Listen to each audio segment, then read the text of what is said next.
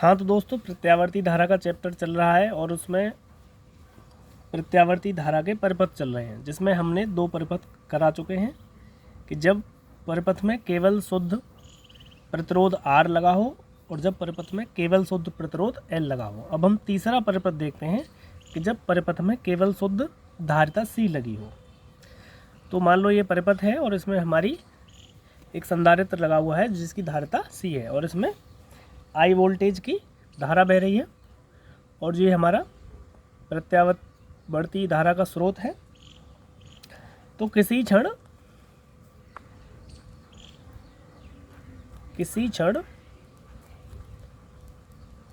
परिपथ में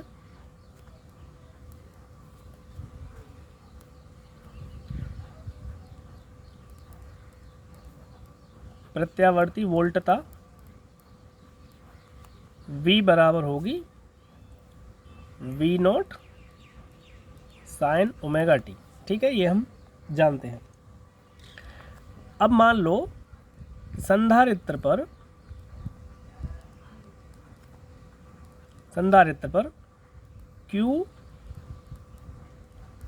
Q आवेश संचित हो गया। भाई संधारित्र पर Q आवेश हमारा संचित हो गया। तब प्लेटों के बीच, संधारित्र की जो प्लेटें हैं, प्लेटों के बीच विभवांतर V बराबर होगा Q/C। ये हम जानते हैं, संधारित्र के वाले अध्याय में हमने पढ़ा है। तो V बराबर होगा Q/C। तो V की वैल्यू हम ऊपर वाले समीकरण में रखते हैं। तो Q/C बराबर V0 साइन ओमेगा टी, या Q बराबर हो जाएगा हमारा C V0 sine omega T. ठीक है, अब इसके बाद आता है परिपथ में प्रवाहित धारा। परिपथ में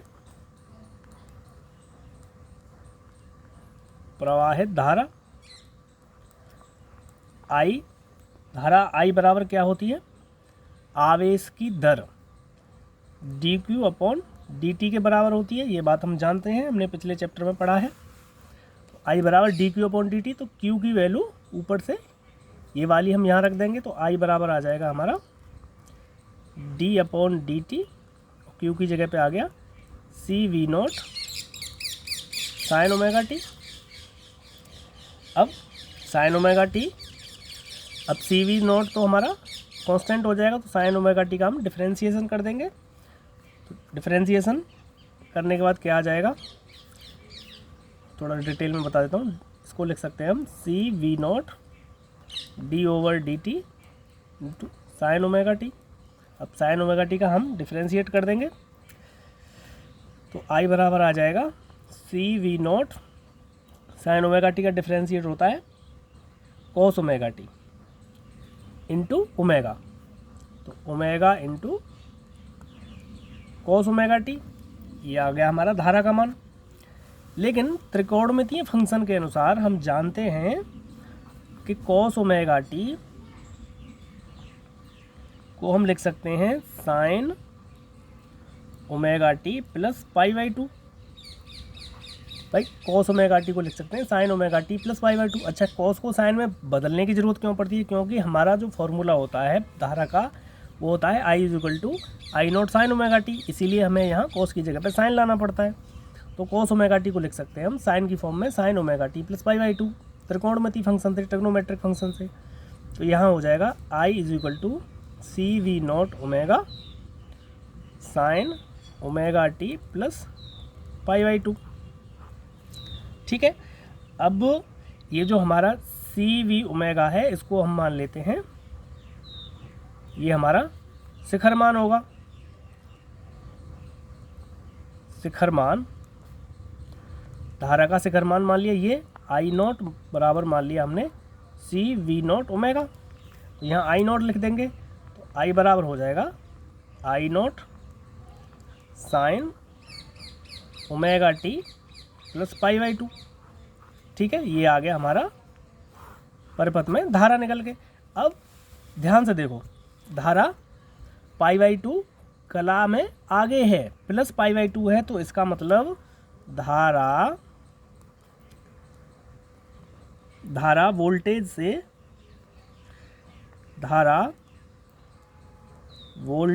से π/2 कला में अग्रगामी है।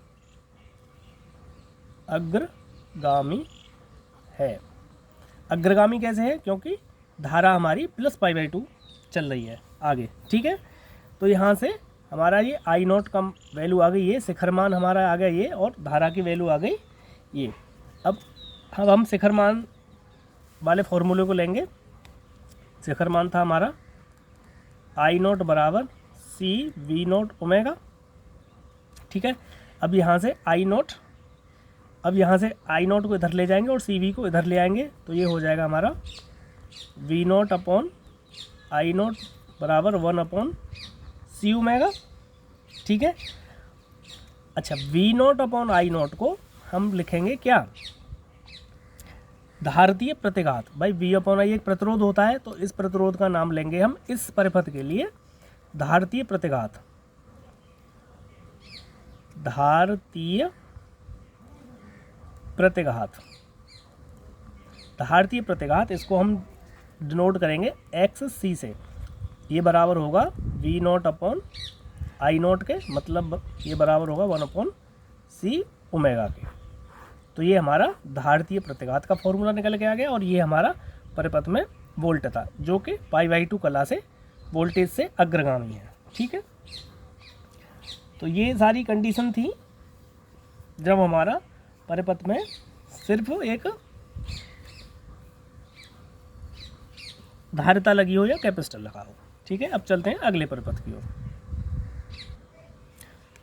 अब अगला परिपथ आता है कि जब परिपथ में एक प्रेरकत्व और एक प्रतिरोध लगा हो, तो उस कंडीशन में हम इसका एक व्यंजक कैसे स्थापित करेंगे।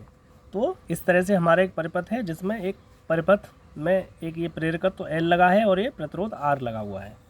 ठीक है, अब मान लो प्रेरकत्व के सिरों पर जो हमारा विभवांतर है वो हमने VL मान लिया, और प्रतिरोध के सिरों पर जो विभवांतर है वो हमने VR मान लिया। अच्छा, एक बहुत ही इम्पोर्टेंट बात है कि VR तथा VL एक दूसरे के लंबवत होंगे। ठीक है, VR तथा VL एक दूसरे के लंबवत होंगे। क्यों होंगे? क्योंकि VR और VL के बीच में कला में π/2 का अंतर होता है। ये बात हम जानते हैं। हमने VL का फॉर्मूला निकाला था, तब वहाँ साइन ओमेगा टी प्लस π/2 आया था, साइन ओमेगा टी माइनस π/2 आया था, और VR के में समान कला में होते हैं, तो VR और VL एक दूसरे से π/2 कला के डिफरेंस पर होंगे, अतः VR और VL एक दूसरे के लंबवत होंगे। समझ में आ गई बात? भाई अभी हमने VL का परिपथ पढ़ा था पिछली वीडियो में, तो VL में हमारा आया था sine π/2, sine omega t minus π/2, और VR में समान कला आई थी, तो समान कला और इन दोनों के बीच में कितना अंतर आ गया? कला का π/2 का अंतर आ गया, तो अतः VR और VL एक दूसरे के लंबवत होंगे। ठीक है, तो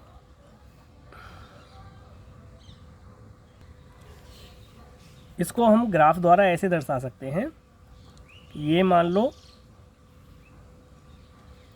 हमने VR ले लिया, और ये मान लो हमने VL ले लिया। दोनों कला में एक दूसरे से 90 डिग्री पर हैं। माना इनका परिणामी जो विभवांतर है वो मान लिया हमने V। ठीक है, तो V बराबर क्या होगा? सदिश नियम से माना दोनों का परिणामी विभवांतर बराबर V, तो V बराबर होगा सदिश नियम से, यहाँ देखिए V² बराबर होगा VR² plus V L square. ठीक है, सदिश नियम से देख सकते हैं यार, इसको मैं ऐसे बता दूं, अगर हम इसको इधर खींचते हैं, यहाँ इसको थोड़ा ऊपर बढ़ा दें तो ये एक वर्ग बन जाएगा, तो वर्ग में ये हमारा कर्ण हो जाएगा, तो कर्ण का वर्ग बराबर होता है दो भुजाओं के, ये हमारा समकोण त्रिभुज बन जाएगा। समकोण त्रिभुज में कर्ण का वर्ग बराबर होता है दोनों भुजाओं के वर्ग के योग के बराबर। ऐसे भी देख सकते हैं, तो वी स्क्वायर बराबर हो जाएगा हमारा, इसको हमने वी मान लिया, और ये वी आर है, ये वी एल है, तो ये भी वी आर होगा, ये वी एल होगा, तो ये वी स्क्वायर बराबर होगा V L square plus V R square के। ठीक है, त्रिकोणमितीय पाइथागोरस थ्योरम से। तो ये हो गया, समझ में आ गया। किंतु हम जानते हैं कि वी आर बराबर होता है वी बराबर आई आर के। भाई वी आर जहाँ होता है, ये वी आर का मतलब प्रतिरोध पर जो विभव है वो बराबर होता है आई आर के। ठीक है, समीकरण नंबर 1। और हम जानते हैं कि वी एल बराबर होता है आई इंटू एक्स एल के, ये अभी हमने पिछली वीडियो में करा था। वी एल बराबर आई इंटू एक्स एल और वी आर बराबर आई आर, तो ये दोनों मान वी एल और वी आर के समीकरण नंबर ए में रख दो, तो वी स्क्वायर बराबर आ जाएगा हमारा आई आर का होल स्क्वायर प्लस आई एक्स एल का होल स्क्वायर। तो आई स्क्वायर कॉमन आ जाएगा दोनों में से, तो ये आ जाएगा हमारा R square plus X L का स्क्वायर। ठीक है, अब यहाँ से v निकालेंगे तो इसका अंडर रूट आ जाएगा, तो अंडर रूट लेंगे तो I under root R square plus X L square. अब आई को इधर ले लेंगे, अब आई को इधर ले लिया तो ये क्या हो गया, v अपॉन आई बराबर under root R square plus X L square. ठीक है, अब v अपॉन आई जो हमारा निकल के आया, इस v अपॉन आई को बोलेंगे परिपथ की प्रतिबाधा। ये v अपॉन आई है, इसको बोलेंगे हम परिपथ की प्रतिबाधा। अच्छा, v अपॉन आई एक हम जानते हैं कि v अपॉन आई हमारा क्या होता है, एक कौन रेजिस्टेंस के बराबर होता है, तो रेजिस्टेंस होगी प्रतिबाधा। इस परिपथ के लिए ये रेजिस्टेंस हमारा कहलाएगा परिपथ की प्रतिबाधा, और इसे हम Z से दर्शाएंगे, तो Z बराबर हो जाएगा v अपॉन आई बराबर under root R square plus X L square. तो ये हो गई हमारी परिपथ की प्रतिबाधा का फॉर्मूला। ठीक है, अच्छा अब एक और चीज़ आई। अब ऊपर मान लो कि ये हमारा जो परिणामी v था, ये परिणामी v था, ये मान लो ये v यहाँ से फाई कला पर है, फाई कोण बना रहा है, तो यहाँ से हम इसका टेन फाई निकालते हैं। टेन फाई, तो टेन फाई क्या होता है, लंब बटे आधार। ये हो जाएगा लंब, वी एल लंब हो जाएगा और वी आर आधार हो जाएगा। ठीक है, समझ में आ रहा है, टेन फाई इक्वल टू लंब बटे आधार। तो यहाँ से निकालेंगे हम कलांतर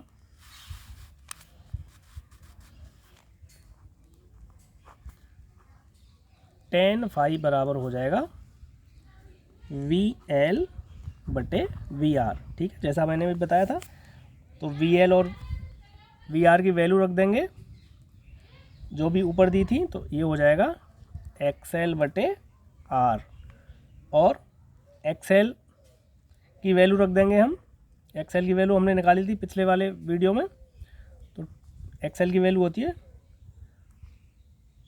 ओमेगा एल अपॉन आर, और ओमेगा को हम 2 पाई एफ भी लिख सकते हैं, तो यहाँ 2 पाई एफ भी लिख सकते हैं। तो ये हो गई हमारा कलांतर का फॉर्मूला, जब परिपथ में प्रेरकत्व और प्रतिरोध लगा हो।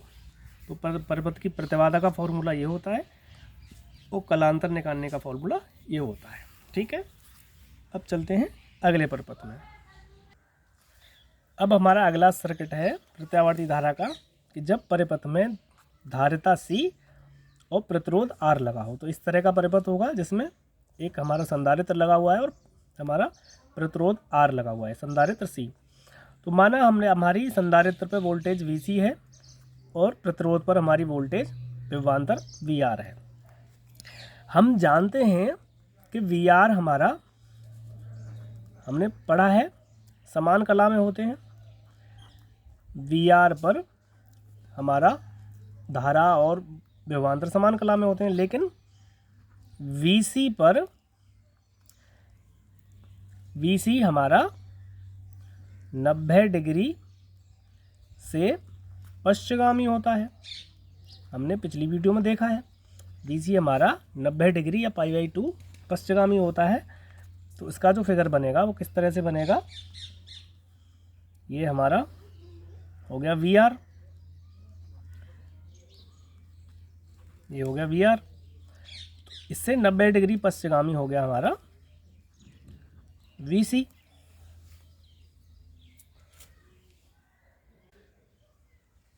तो यहाँ पर हमारा VC VR से π/2 या 90 डिग्री पश्चिमगामी होगा। ठीक है, अब मान लिया इनका जो परिणामी विभव है वो हमने मान लिया V, ये यहाँ से फाई एंगल बनाता है, ये परिणामी यहाँ से V। ठीक है, अब यहाँ से हम इसको मिला दें, पाइथागोरस प्रमेय से V² बराबर हो जाएगा, V² बराबर हो जाएगा हमारा VR² प्लस VC²। ठीक है, हम जानते हैं कि VR बराबर होता है हमारा IR के और VC बराबर होता है हमारा IXC के। ठीक है, ये हम जानते हैं। तो इन दोनों की वैल्यू हम समीकरण नंबर 1 में रख देते हैं। तो V² बराबर हो गया हमारा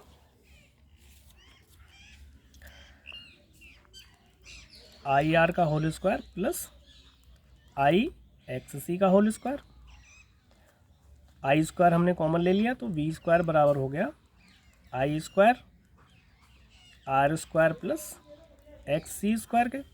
ठीक है, अब V बराबर निकाल लेंगे, तो V बराबर हो जाएगा हमारा, इसका अंडर रूट ले लेंगे, तो I² का under root I, under root में R² प्लस XC²।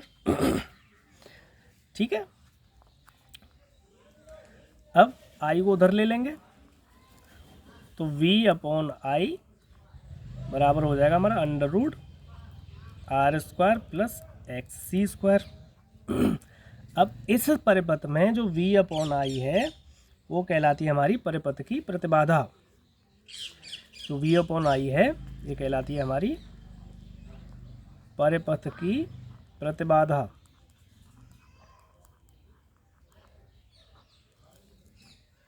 ये होती है हमारी, इसको हम डिनोट करते हैं Z से। तो Z बराबर V/I बराबर R² प्लस XC का स्क्वायर, उसका अंडर रूट। तो ये आ गई हमारी परिपथ की प्रतिबाधा का सूत्र, जब परिपथ में हमारा VC और VR लगा हो। ठीक है, अब मान लो कि ये हमारा जो परिणामी V है वो यहाँ से फाई कला में है या फाई कोण बनाता है। तो इसका कलांतर कैसे निकालेंगे, तो कलांतर निकालने के लिए वही tan फाई बराबर हो जाएगा लंब बटे आधार, मतलब VC/VR। VC/VR, यहाँ VC और VR के मान रख देंगे, तो ये हो जाएगा XC/R, या XC का भी मान रख सकते हैं, 1/XC बराबर होता है ωc/R या 1/Rωc। ठीक है, और ओमेगा की वैल्यू 2πf भी हम रख सकते हैं। तो ये आ गया हमारा कलांतर tan फाई की वैल्यू। तो ये हमारा परिपथ हो गया जब हमारे परिपथ में धारिता C और प्रतिरोध R हो। ठीक है, अब चलते हैं अगले परिपथ की ओर। अब अगला परिपथ आता है हमारा जब परिपथ में प्रेरकत्व L और धारिता C लगी हो। ये हमारा परिपथ है जिसमें एक प्रेरकत्व लग रहा है L और हमारा संधारित्र C लगा है। अब अब माना प्रेरकत्व पर हमारा विभवांतर VL और धारिता पर हमारा संधारित्र पर विभवांतर VC। अब एक चीज़ याद रखिए कि प्रेरकत्व पर हमारा जो विभवांतर था वो π/2 पश्चगामी था और संधारित्र पर हमारा विभवांतर π/2 अग्रगामी था। देखो प्रेरकत्व पर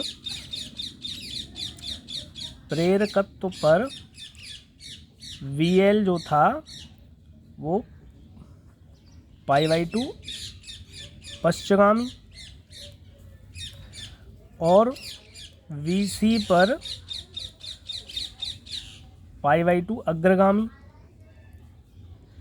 भाई प्रेरकत्व पर हमारा विभवांतर π/2 पश्चगामी था और संधारित्र पर हमारा विभवांतर π/2 अग्रगामी है। तो π/2 पश्चगामी और π/2 अग्रगामी मिल के ये एक दूसरे के साथ 180 डिग्री का कलांतर बनाएंगे। समझ में आई? ये एक दूसरे के साथ 180 डिग्री का कलांतर बनाएंगे। तो ये हमारा फिगर कुछ इस तरह से बनेगा। इसका ये मान लो हमारी I है, तो ये हो जाएगा VC और ये ऊपर हो जाएगा VL। ठीक है, ये ऊपर हो जाएगा VL। अब ऊपर कहीं भी हमारा जो इसमें परिणामी निकल के आएगा वो V भी यहीं कहीं होगा और जो V बराबर होगा वो इन दोनों के अंतर के बराबर होगा। तो VL डिफरेंस VC, अब जो भी बड़ा होगा वो उसमें से घट जाएगा। तो VL माइनस VC या VC माइनस VL। ठीक है, जो भी परिणामी होगा, क्योंकि ये एक दूसरे के विपरीत हैं। अगर कोण होता तो उस हिसाब से निकालते, लेकिन एक दूसरे के जब विपरीत दो हमारे सदिश राशियाँ होती हैं तो उनका परिणामी उन दोनों के अंतर के बराबर होता है। तो इनका परिणामी जो विभवांतर होगा वो इन दोनों के अंतर के बराबर होगा। VL माइनस VC या VC माइनस VL, जो भी एक दूसरे से बड़ा हो। ठीक है, तो ये हमारा परिणामी V हो जाएगा।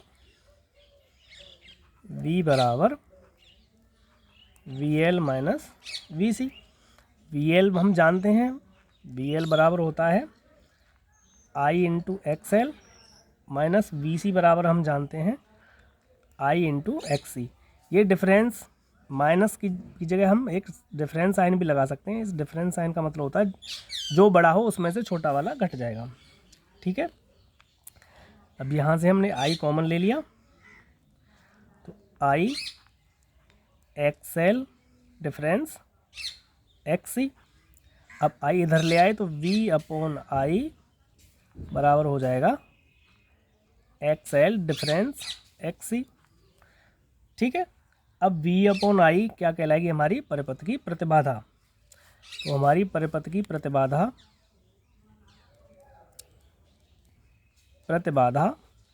इसको हम Z से डिनोट करेंगे। Z बराबर होगा V/I बराबर XL डिफरेंस XC के। तो ये आ गया हमारा परिपथ की प्रतिबाधा का फॉर्मूला जब परिपथ में प्रेरकत्व L और धारिता संधारित्र C लगा हुआ हो। ठीक है, समझ में आ गया? तो हमारी परिपथ की जो प्रतिबाधा निकल के आई थी वो आई थी Z बराबर XL डिफरेंस XC। इस कंडीशन में क्या होगा कि दोनों एक दूसरे के जब समांतर होंगे, माना हमारी प्रतिबाधा बराबर 0 के है, तो XL बराबर हो जाएगा XC के। तो ये जो हमारी कंडीशन कहलाएगी, ये कहलाएगी हमारी वैद्युत अनुनाद कंडीशन। जब हमारी परिपथ की प्रतिबाधा 0 हो जाएगी और XL XC के बराबर हो जाएगा, तो ये हमारी कंडीशन कहलाएगी वैद्युत अनुनाद की कंडीशन। तो वैद्युत अनुनाद की कंडीशन में XL बराबर XC, XL और XC के मान रखते हैं। XL और XC के मान रखते हैं, ये हो जाएगा ω/L बराबर 1/ωc। तो ये हो जाएगा हमारा ω² बराबर 1/LC। अब ओमेगा को 2πf भी लिख सकते हैं, तो 4π² f² बराबर 1/LC। 4π² f² बराबर 1/LC। तो यहाँ से f की वैल्यू निकाल लेंगे एफ स्क्वायर बराबर 1/4 पाई स्क्वायर एल सी। अब यहाँ से हम एफ की वैल्यू निकालेंगे तो 1/2 pi under root L C. तो ये हमारी आ गई अनुनाद की कंडीशन में, जो अनुनादी सर्किट हैं उनकी कंडीशन में आवृत्ति निकालने का फॉर्मूला। और ये एफ हमारी कहलाती है अनुनादी आवृत्ति। तो कभी कभी पूछ लेता है अनुनादी आवृत्ति का फॉर्मूला लिखिए, या इस पर कभी कभी न्यूमेरिकल भी पूछ लेता है। तो ये इस तरह से हमारी अनुनादी आवृत्ति निकलती है। ठीक है, कुछ नहीं, बस एक्सएल बराबर एक्सी है, एक्सएल और एक्सी के मान रख दिए, ओमेगा बराबर 2 पाई एफ होता है वो लगा दिया, बस सिंपल निकल के आ गई। ठीक है, अब चलते हैं अगले सर्किट की ओर। अब हमारा लास्ट परिपथ आता है परिपथ एल सी आर, जिसमें एल सी और आर तीनों लगे हों। तो ये परिपथ मैं आपको बना के दिखा देता हूँ। तो ये हमारा परिपथ है, इसमें हमारे एल सी और आर तीनों लगे हैं। अब एल पर वोल्टेज वी एल, सी पर वोल्टेज वी सी और आर पर वोल्टेज वी आर। हम जानते हैं कि वी एल और वी सी का परिणामी वोल्टेज वी एल और वी सी का परिणामी हमने अभी निकाला था वी एल माइनस वी सी। अच्छा, अब इन दोनों के परिणामी और आर का परिणामी वी एल माइनस वी सी तथा आर का परिणामी हो जाएगा हमारा, इन तीनों का परिणामी हो जाएगा हमारा, चलो ऐसे नहीं, दूसरी तरह से समझ जाता हूँ। वी एल और वी सी का परिणामी वी एल माइनस वी सी। देखो फिगर से बताता हूँ। तो ये हो गया हमारा, यहाँ था वी एल और यहाँ था वी सी और ये था हमारा we L minus V C का परिणामी। अब यहाँ होगा हमारा वी आर। ठीक है, तो वी आर और वी एल माइनस वी सी इन दोनों के बीच का परिणामी हमने मान लिया वी। ठीक है, तो ये वी होगा वी आर और वी सी। तो परिणाम एल सी आर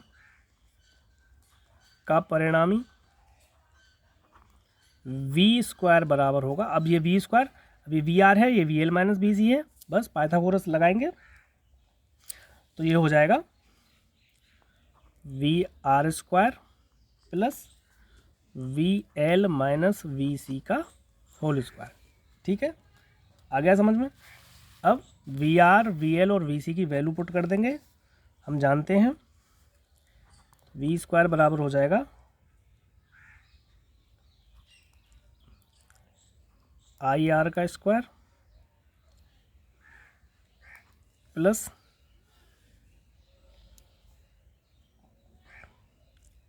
आई एक्स सी माइनस आई एक्स एल माइनस आई एक्स सी का होल स्क्वायर। अब इसको सॉल्व करेंगे, वी स्क्वायर बराबर आई सब जगह से कॉमन ले लिया तो आई स्क्वायर बाहर ले लिया, R square plus X L minus X C का होल स्क्वायर। ठीक है, अब आई को इधर ले आए, V square upon I square, उसके बाद वी अपॉन आई निकालेंगे तो इसका अंडर रूट आ जाएगा। तो अंडर रूट के अंदर R square plus X L minus X C का होल स्क्वायर। अब वी अपॉन आई को बोलेंगे हम परिपथ की प्रतिबाधा और इसको हम जेड से डिनोट करेंगे। तो जेड बराबर हो जाएगा हमारा under root R square plus X L minus X C का होल स्क्वायर। ठीक है, समझ में आ गया। तो ये था हमारा परिपथ की प्रतिबाधा का सूत्र। अब यहाँ पर हम एक्स एल और एक्स सी की वैल्यू भी लगा सकते हैं। तो एक्स एल और एक्स सी की वैल्यू क्या होती है वो हम जानते हैं, इसको आगे थोड़ा और सॉल्व कर देते हैं। तो ये हो जाएगा R square plus X L की वैल्यू होती है ओमेगा एल और एक्स सी की वैल्यू होती है 1/ओमेगा सी का होल स्क्वायर। तो आप ये फॉर्मूला भी लिख सकते हैं। ठीक है, तो ये था हमारा एल सी आर परिपथ में प्रतिबाधा निकालने का सूत्र। ये आपके चैप्टर के सारे परिपथ हो चुके हैं, 7 परिपथ थे, मैंने 7 करा दिए हैं। कुछ भी समझ में ना आए हो तो मुझे कमेंट करके पूछ सकते हैं। अब चलते हैं अगले टॉपिक की ओर। आते हैं अब अगले टॉपिक की ओर। प्रत्यावर्ती धारा परिपथ में शक्ति या सामर्थ्य की गणना करना। तो कोई हमारे पास कोई सर्किट है प्रत्यावर्ती धारा का, तो उसमें हम शक्ति, सामर्थ्य अथवा पावर को कैसे निकालते हैं। तो जो हमारी पावर होती है, जो हमारी प्रत्यावर्ती परिपथ में एक जो शक्ति होती है, वो हमारी 3 चीज़ों पर डिपेंड करती है। वो 3 चीज़ कौन सी हैं? धारा आई, वोल्टता वोल्ट, और कलांतर फाई। ये हमारी 3 चीज़ों पर हमारी शक्ति डिपेंड करती है। तो किसी क्षण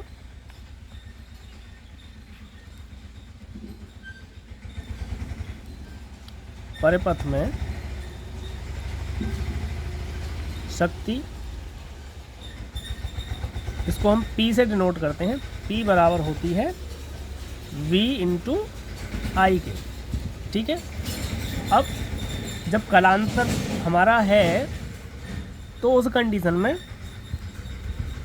V की वैल्यू होगी V naught sine omega t into I की वैल्यू होगी I naught sine omega t minus five. इस परिपथ के लिए हम धारा को वोल्टता से कलांतर में पीछे लेते हैं। ठीक है। आगे भी ले सकते हैं, उससे कोई फर्क नहीं पड़ता। तो इसमें क्या होगा कि हम धारा को वोल्टता से कलांतर में पीछे लेते हैं। ठीक है। इसमें हमारा फाई कलांतर है। अब साइन ए माइनस बी का फॉर्मूला लगा देते हैं। P बराबर हो जाएगा V नोट, आई नोट को इसके साथ लिख दिया, I naught sine omega t. अच्छा, साइन ए माइनस बी का फॉर्मूला लगा दिया। ये क्या होता है? Sine omega t into cos phi minus cos omega t into sine phi. ठीक है। ये त्रिकोणमितीय फॉर्मूला होता है। अब साइन ओमेगा टी का इसमें मल्टीप्लाई कर दिया, ये हो जाएगा हमारा sine square omega t cos phi minus sine omega t cos omega t into sine phi. ठीक है, ये हो गया। अच्छा, अब जो साइन स्क्वायर ओमेगा टी है, इसको हम लिख सकते हैं त्रिकोणमितीय समीकरण से ही 1 minus 2 omega T. Sign square omega T को लिख सकते हैं 1/2 1 minus 2 omega t cos 2 theta के फॉर्मूले से। तो V नोट आई नोट, इसको हम लिख सकते हैं 1/2 को बाहर ले लेंगे, 1 माइनस 2 कॉस 2 ओमेगा टी, इसको लिख सकते हैं इंटू कॉस फाई। और ये sine omega t cos omega t, ये होता है हमारा, अगर इसमें 2 का गुणा कर दें तो 2 sign omega t cos omega T हो जाएगा साइन 2 ओमेगा टी। तो इसमें 1/2 का भाग और 2 का गुणा करके ये हो जाएगा sine 2 omega t into sine phi. ठीक है।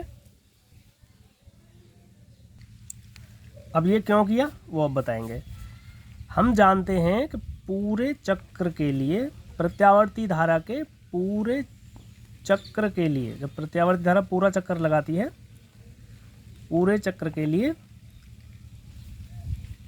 साइन 2 ओमेगा टी तथा कॉस 2 ओमेगा टी का मान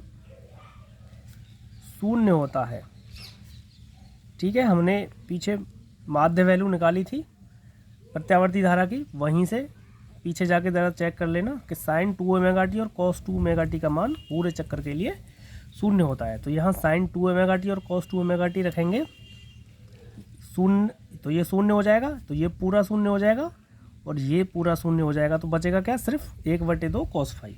ठीक है, तो P बराबर आ जाएगा हमारा V0 I0 into 1/2 cos phi, या इसको लिख सकते हैं P बराबर 1/2 V0 I0 into cos phi. तो ये आ गया हमारा किसी प्रत्यावर्ती धारा के लिए शक्ति निकालने का सूत्र। अब इसको थोड़ा और आगे सॉल्व कर सकते हैं। इस 2 को हम लिख सकते हैं √2 गुणा √2 बराबर 2 होता है, तो P बराबर हो जाएगा, इसको चलो आगे लिख देता हूँ, P बराबर हो जाएगा 1/2 को तोड़ दिया हमने 2 भागों में, तो एक को लिख दिया V0 upon √2 into I0 upon √2 into cos phi. ठीक है, ऐसे लिख सकते हैं। 2 को हमने तोड़ दिया, √2 2 जगह, इसको गुणा करेंगे तो 2 ही आ जाएगा। तो अब ये जो हमारी वैल्यू निकल के आई, इसको बोलते हैं हम VRMS। तो P बराबर हो गया VRMS into IRMS into cos phi. तो शक्ति का हमारा ये दूसरा फॉर्मूला निकल के आ गया। RMS वैल्यू देख लेना, पीछे मैंने पढ़ाई थी, VRMS होती है V0 अपॉन √2 और IRMS होती है I0 अपॉन √2। ठीक है, ये हमारा शक्ति का फॉर्मूला निकल के आ गया। उसके बाद हम अगला टॉपिक आता है शक्ति गुणांक। तो शक्ति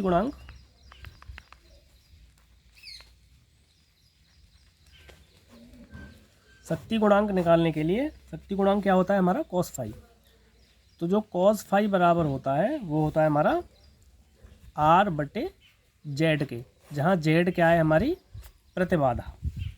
अब डिपेंड करता है ये हमें किस सर्किट में पूछ रहा है, तो उसी सर्किट की प्रतिबाधा का इसमें फॉर्मूला लगा देंगे।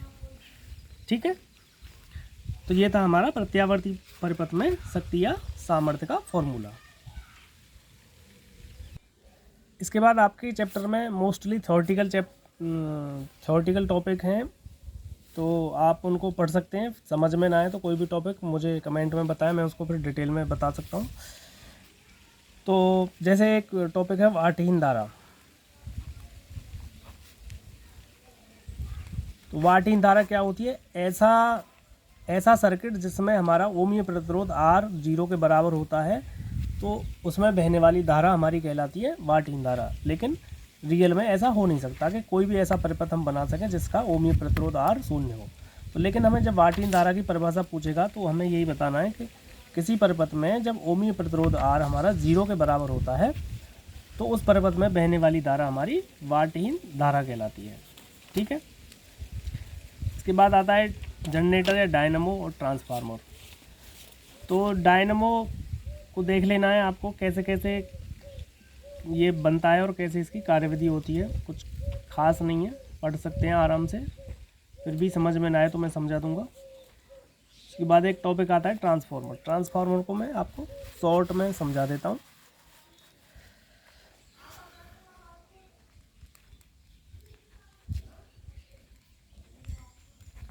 ट्रांसफार्मर एक ऐसी डिवाइस होती है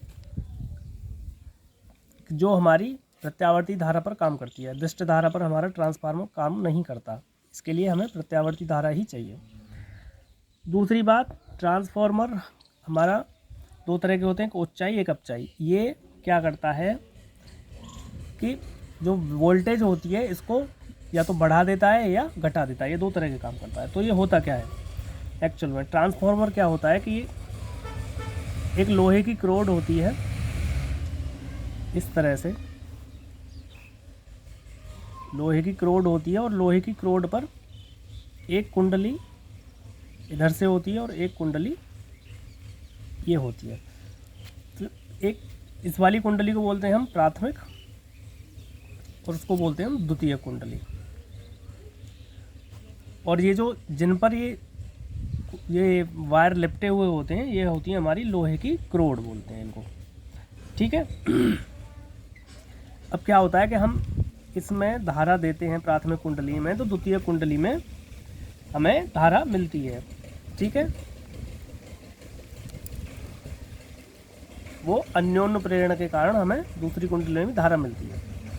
अब कितनी धारा मिलती है और कैसे मिलती है इसका मैं बता देता हूँ कैसे निकाला जाता है। तो जब प्राथमिक कुंडली में हमारी, मान लो प्राथमिक कुंडली में हमारी फेरों की संख्या Np है, द्वितीय कुंडली में फेरों की संख्या Ns है, ठीक है। और प्राथमिक कुंडली में जो हमारा विद्युत भाग बल है वो ES है, सॉरी EP है, और द्वितीय कुंडली में विद्युत भाग बल हमारा ES है, ठीक है। तो इसके बीच एक संबंध होता है, ES बटे EP बराबर होता है NS बटे NP के। फेरों की संख्या हमारी डायरेक्टली समानुपाती होती है उसके विद्युत भाग बल से, ठीक है, समझ में आया। अब यहाँ ES और EP को हम लिख सकते हैं VS बटे VC, तो ये हो जाएगा VS बटे VP। तो ये वोल्टेज के भी समानुपाती होती है इसकी फेरों की संख्या। लेकिन अगर हम इसके लिए धारा का मान, धारा में इसे परिवर्तित करें, क्योंकि V और I एक दूसरे के विलोमानुपाती होते हैं,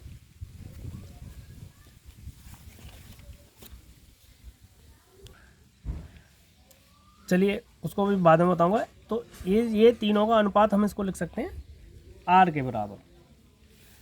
ये R हमने मान लिया, ये हमारा इन तीनों का अनुपात है, और ये अनुपात तीनों का हमारा बराबर ही रहेगा, कांस्टेंट होगा, ठीक है। अब माना, अब इसमें क्या होगा कि जो प्राथमिक कुंडली की शक्ति है वो द्वितीय कुंडली की शक्ति के बराबर होगी हमेशा। मतलब प्राथमिक कुंडली की शक्ति बराबर होगी द्वितीय कुंडली की शक्ति। तो प्राथमिक कुंडली की शक्ति P1 मान ली, तो P1 बराबर होगी P2 के।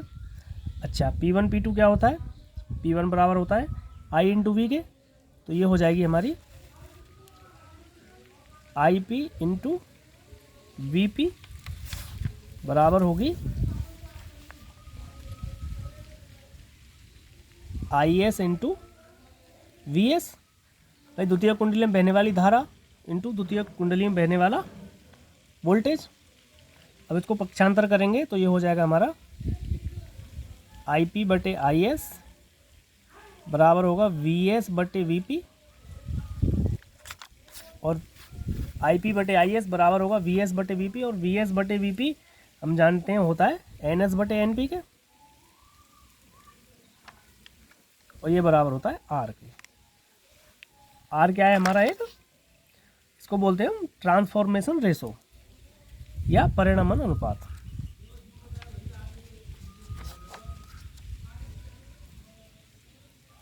ठीक है, तो ये ट्रांसफार्मर का एक सिंपल सा फॉर्मूला था, और बाकी इसमें कुछ टर्म है।